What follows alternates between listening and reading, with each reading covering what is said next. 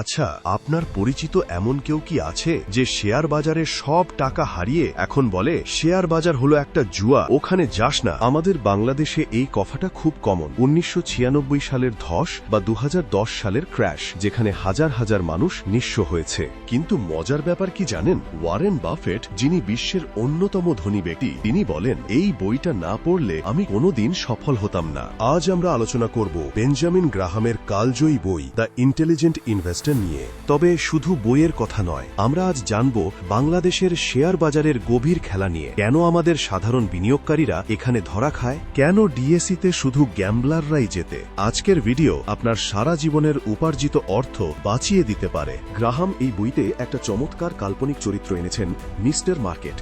ধরুন আপনার একটা পাড়ার মুদি দোকান আছে যার দাম 10 লাখ টাকা। মিস্টার মার্কেট হলো আপনার এক পাগল প্রতিবেশী।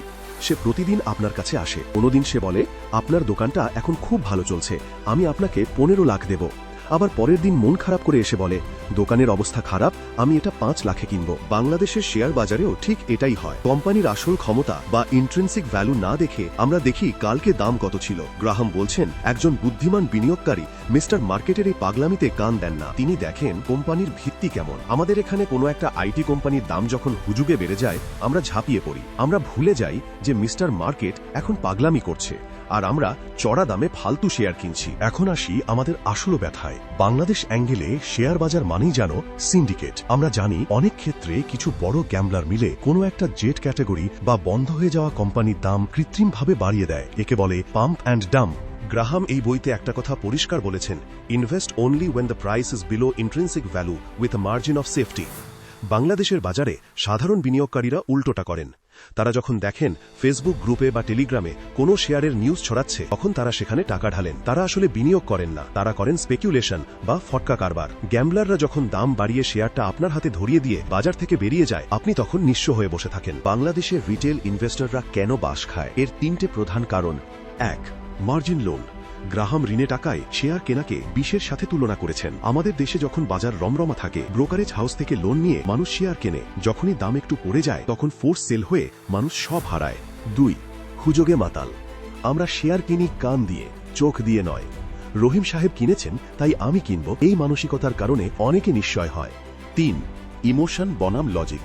বাজার পড়লে আমরা ভয়ে বিক্রি করে দেই, আর বাজার বাড়লে আমরা লোভে কিনি। বইটিতে গ্রাহাম একটি ফর্মুলা দিয়েছেন, যাকে তিনি বলেন মার্জিন অফ সেফটি। যদি কোনো শেয়ারের আসল দাম 100 টাকা হয়, তবে তা যদি আপনি 70 টাকায় পান তবেই কিনবেন। কিন্তু আমাদের এখানে মানুষ 100 টাকার শেয়ার 125 টাকা হওয়ার পর কেনে, এই আশায় যে সেটা 150 টাকা হবে। এটাই ধ্বংসের মূল কারণ। আমাদের দেশে আমরা ডে ট্রেডিং পছন্দ করি। প্রতিদিন সকালে শেয়ার কিনে বিকেলে লাভ নিয়ে বেরোতে চাই। কিন্তু বেঞ্জামিন গ্রাহাম বলছেন, বিনিয়োগ হলো এমন একটা কাজ যা পুঙ্খানুপুঙ্খ বিশ্লেষণের পর আপনাকে আপনার মূলধনের নিরাপত্তা এবং সন্তোষজনক রিটার্ন দেবে। এর বাইরে যা করবেন তা হলো জুয়া। বাংলাদেশের বাজারেও যদি আপনি গত 10 বছরের ডাটা দেখেন, গ্রামীণফোন, স্কোয়ার ফার্মা বা বার্জারের মতো ভালো কোম্পানিগুলো কিন্তু দীর্ঘমেয়াদে মানুষকে প্রচুর ডিভিডেন্ড এবং রিটার্ন দিয়েছে। যারা এগুলোকে বছরের পর বছর ধরে রেখেছে, তারা ঠিকই লাভবান হয়েছে। অথচ আমরা কি করি? আমরা প্রতিদিন 20-30 টাকা লাভের নেশায় আইপিও বা জাঙ্ক শেয়ারের পেছনে ছুটি।